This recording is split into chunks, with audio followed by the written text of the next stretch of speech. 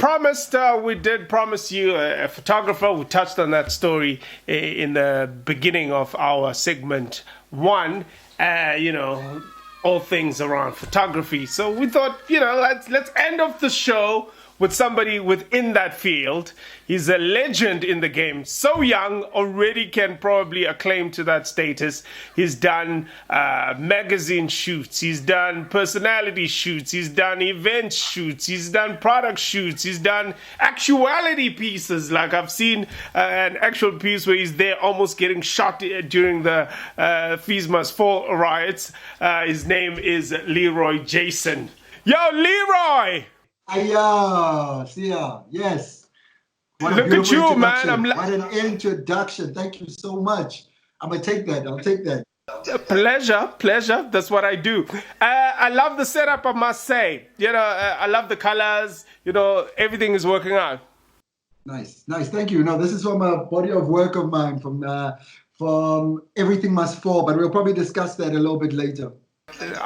Sure, damn we will. I think there's one thing I want to discuss, and I want to get that almost immediately out of the way. You were in the newspapers, or at least in news segments, spoke about the situation that you're currently having with a gentleman by the name of, let's refer to him as Mr.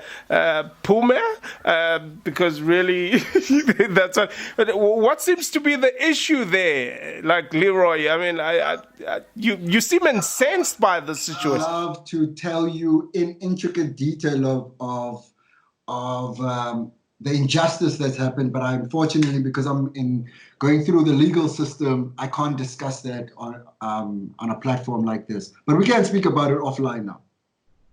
Offline, okay. You know the kind of questions I'm going to ask you offline. Okay, but yo, man, if it's a matter of injustice, I think you should follow through and make sure at the end of it you do get the justice you deserve. And it's also a lesson for future engagements when it comes to photography and business, and to make sure that lines are never crossed, and we just work together in harmony if one was to wish for that. Great. So I remember once taking a check of mine from SABC. I did like 16 shows of their new TV shows, from Top Sesla to what's the one with the schoolboys? The Eric Macheru was in. Not those kids. Yeah? Not Dips Club Kids. Not there was something called Dynamite. Not Dynamite Tip Club Kids. Yeah. Okay. Yeah.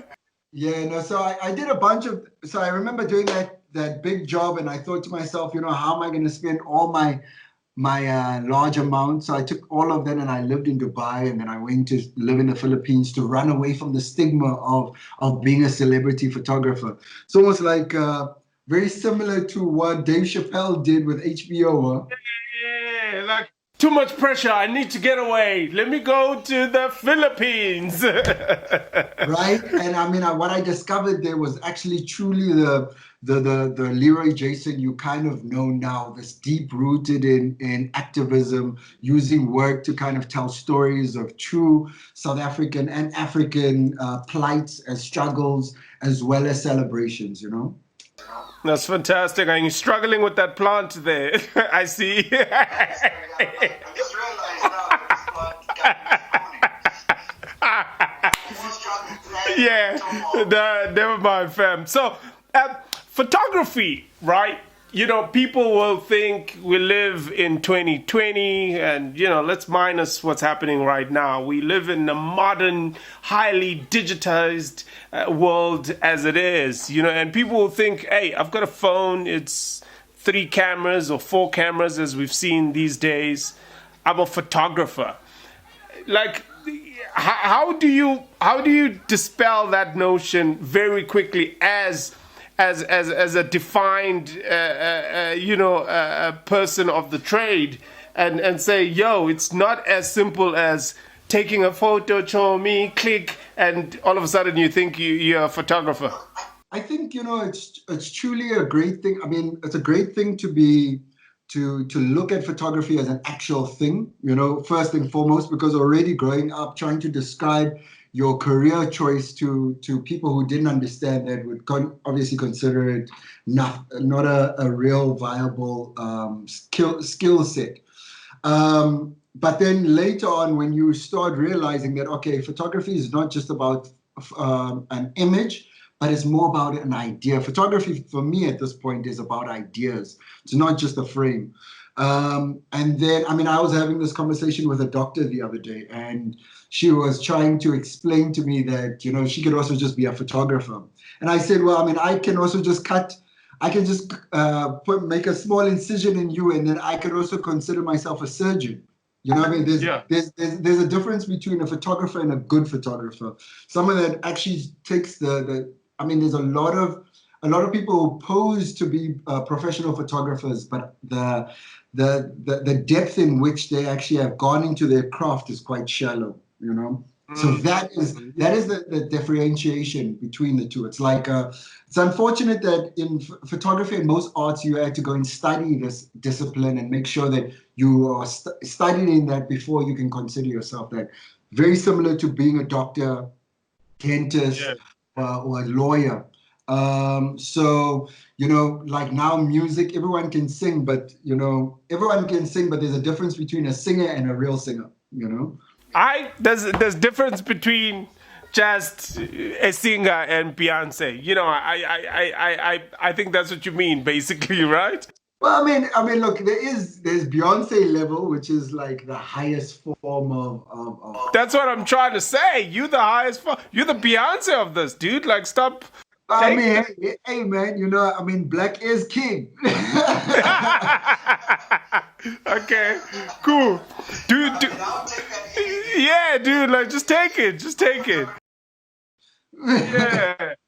So, like, do you have favorite photographers? I'd be like, is it like one of those industries like we can have a favorite soccer player and be like, yo, Messi? Who's your Messi in the game of photography? So photography-wise, currently, if we look at continental, I would definitely go with Aboyo, who is a African photographer.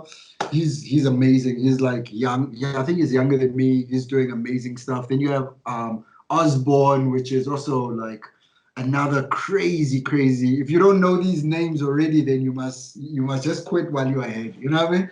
But then if you want to go a bit older and more experienced, I think my all-time photographer would definitely be Ernest Cole. Cole, without a doubt. I would definitely throw my father in there because I grew up with him, and I know it's when you grow up with a legend in the house, sometimes you underestimate the power of the actual name. But Funny Jason as a name in photography is a really big one. It took me many years to feel like I couldn't fit in the shadow of my father for many years. I almost felt like I needed to run away from it and not embrace it. I was having this conversation many years ago with a good friend of mine, Atanda, and his father. His father is also like a huge legend, and we're just talking about how do you live. Yeah, it's the Lion King, isn't he? The Lion King. Right? Not only Lion King. He is just like, Mr. Kanye. Dr. Kanye is like the prolific. He's Dr. also Kanye. like the Black Panther's father. Like he's like T'Challa. Yeah, but it's so funny. The further, we were having this discussion and we were saying like the further we ran away from this ideology, the worse things became. The more we started embracing it, the more doors open. It's not like I go around saying, hey, my father is this, and you open up the door. Obviously, I try and prove myself first and foremost. That's what I did with my father's work, because he did a lot of like war stuff. And I just knew that as a black photographer in his era, he couldn't go into advertising. He couldn't go into fashion. He was bound by the ideas of only being a photographer in journalism, and that's it. Okay, and then Yeah, then let's talk about some of the stuff you get actively involved in from an activist point of view. And I think, as you're saying, your father covers journalism, and some of the stuff that spark on some sort of activism is some of the stuff you catch while in that a scope of gathering news. I mean, one of the news stories that are coming out of Zimbabwe, I mean, some of the images there are horrific, so much so that you cannot be part of movements or stances of activism that say enough with police brutality. And just before, you were talking about gender-based violence. What are some of the activities that you are involved in, and how do you choose those sort of like ventures to champion, and like why are they so close to your heart?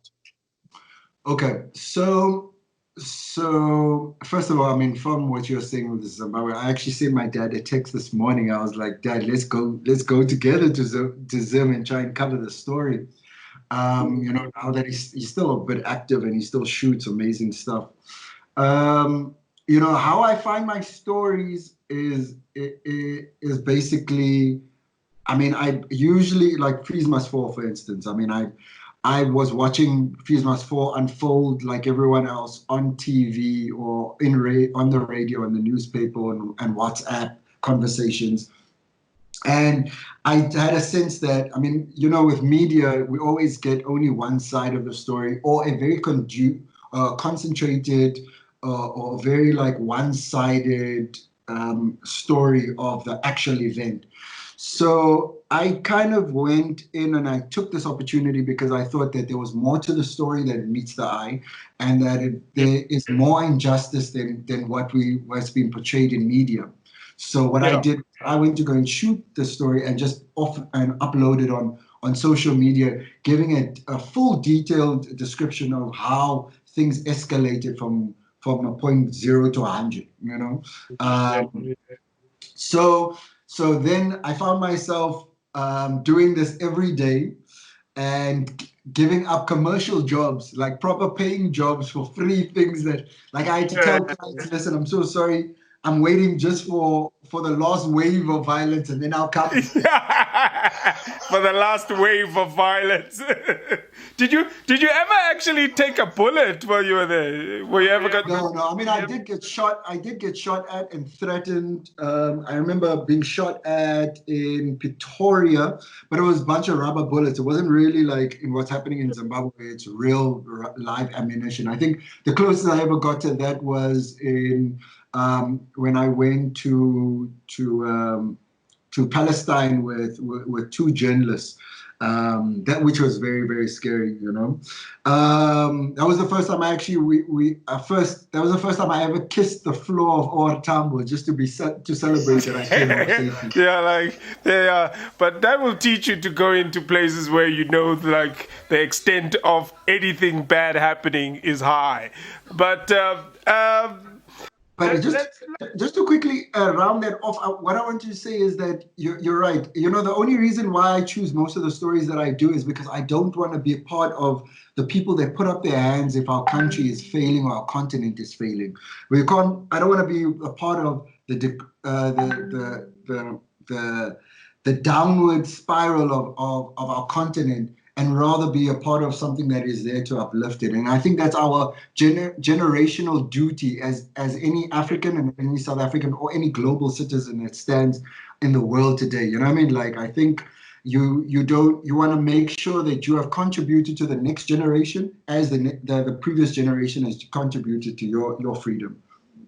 Yeah, and and I guess that freedom comes with the freedom of access to agencies for them to want to work with a black photographer like yourself as frequent as they do with a Leon Leroux, if one was to make a name up. But, and then it leads my question to what we saw just over the weekend, a big company in this country well, it's not our company, but it's Nikon as we know it. But the advertising team of South Africa decided to choose influencers. They put an ad out there. That ad incensed almost everybody. And I saw you also put your 2 cents towards that conversation as well. Why should everybody be mad at Nikon right now? And why did Nikon didn't see that? Like, was it not that blatant of a mistake? Well, I mean, my 2 cents have been contributed. I've been putting these 2 cents in for the past 4 years. I mean, if not longer, you know. And that was on top of the cents of other black photographers that have been putting on the same cents, you know. Nikon has just, unfortunately, they have done the same thing that they've always done countless and countless times. You know, they've literally haven't recognized black photographers in this country. And that for me is the true insult. It's not the fact that I wasn't chosen or, you know, other great photographers weren't chosen. It was the mere fact that every time a bunch of influencers have been chosen to represent our content, I mean, our country, because, you know, as a Nikon photographer, you take pride in the idea that these people look up to your body of work and the contribution that you have made in society and to your nation and to whatever it is that drives the creative space, you know.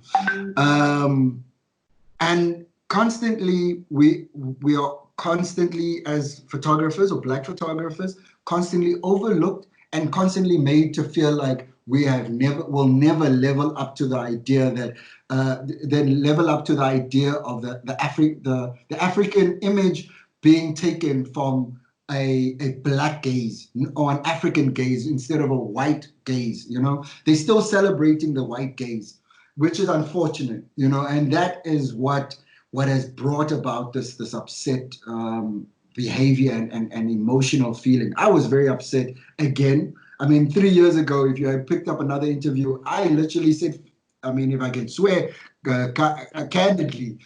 Does it mess you up the most because you actually use the brand? Well, I mean, I've used the brand since I was 13. I mean, like I was a photographer since the age of 7, actually, and my first camera was a Nikon film camera.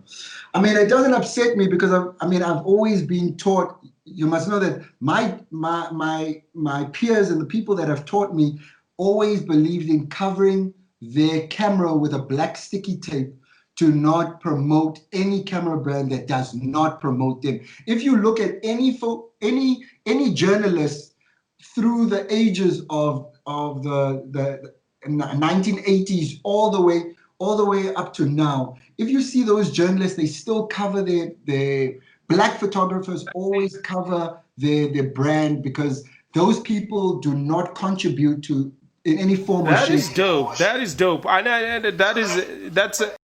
That is the mindset I've come from already. That knowing that, yeah. It was an active thing to kind of not participate or promote any brand that has not helped our careers or even speak about assisting black photographers grow. You know, the notion of just giving one out of thousands. I mean, if you think about pure the pure marketing aspect. I mean, Afrikaners and white people in South Africa they represent 10% of the market, right? They have 90% of their influences and the people that they communicate is only of that 10%. Why? I don't know. I mean, I still don't understand why they feel like they can't have conversations and open conversations with black contributors. You know, and it's a bit of an insult more than anything is the fact that you would take up space in Africa, use images globally of black people using your equipment, but locally you're not supporting any of them. I mean, from a global level, they should even stop using that type of imagery, you know? Yeah. All right, Leeroy, keep the passion that you have towards stuff like this. I think it's necessary, not only for yourselves, but also for the next group of photographers that are going to come behind you guys, just to let these corporations know in terms of how you feel about some of the mistakes that they clearly make. And I mean, this one is just as simple as the mathematics that you just told us about. Now, so the last time I visited an exhibition of yours, when are you having something similar to that again? And what would the subject matter be this time around? So the last time you came to my exhibition was Everything Must Form, where I covered the 4 disciplines of our youth struggle, which was Fees Must Fall, Fees Must Fall, Zuma Must Fall, it was Gender Must Fall, and the War on Women Must Fall. Yeah. And none of those things have fallen. So that exhibition is still ongoing. Well, Zuma is fallen. Zuma hasn't fallen. And you must know that what Zuma, so for me, it wasn't about the actual man physically falling, but it was the idea and what he brought about. Right? Yeah. The idea that corruption and capitalism, the idea of only trying to give to an elite few individuals of resources that were supposed to be shared amongst everybody is what the idea behind that movement is about. It's not about Zuma himself, but it's about his cronies. It's about this ideology that once you're in power, that you only fatten your pockets and you don't let any of the power funnel down to empower other people that had put you in power. So, and we've seen now what's happened in Zimbabwe, which speaks largely about this. And this is an African problem. It's not just a South African problem, it's an African problem of the understanding that when we get a bit of money, instead of, I come from a privileged white private school in high school. Half of the schools that were, half of the equipment and stuff that were developed in that school were from the community in that area that have donated to build a hockey field, to build a soccer field. It was one guy who ran a shop, and then he ended up making a lot of money. Instead of moving out of his community, he put money back into his community and developed the same school that he knew his children would go into. We are faced with the same situation. Here we have fiber lines that are only provided in suburb areas when the real masses really need access to information. Not only that, but it also helps us develop into the 4th industrial revolution, which is the digital revolution. We could be there.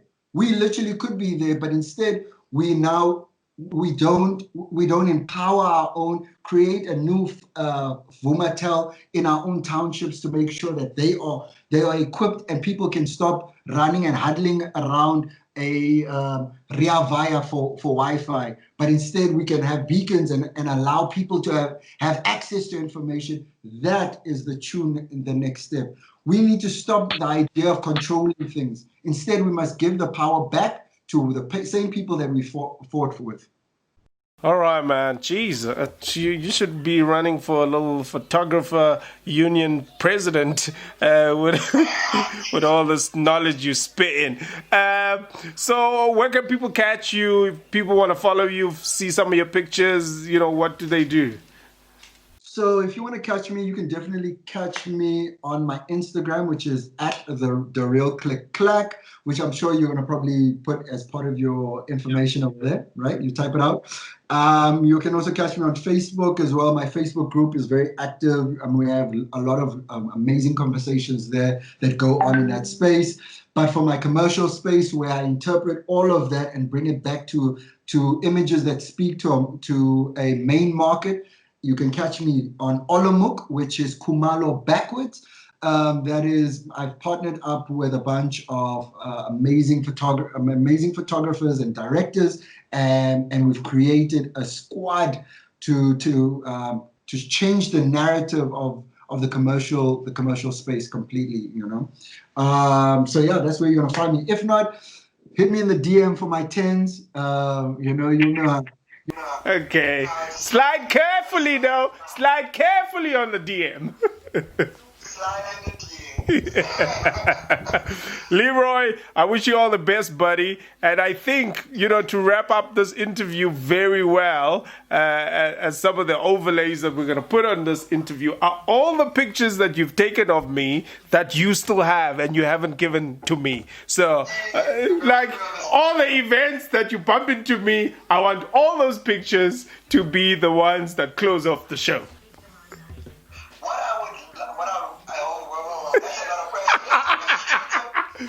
Now he doesn't want to. Now he doesn't want to go into his hard drive because he doesn't know. I don't want you to catfish anybody. I rather take more recent images. So. No, that's it. No, I still look the same. What do you mean? I still look. Leeroy Jason, ladies and gentlemen. Yeah, that's the Sia Leita in the evening show. Thank you very much for watching. Do please press subscribe at the end of this video. Later.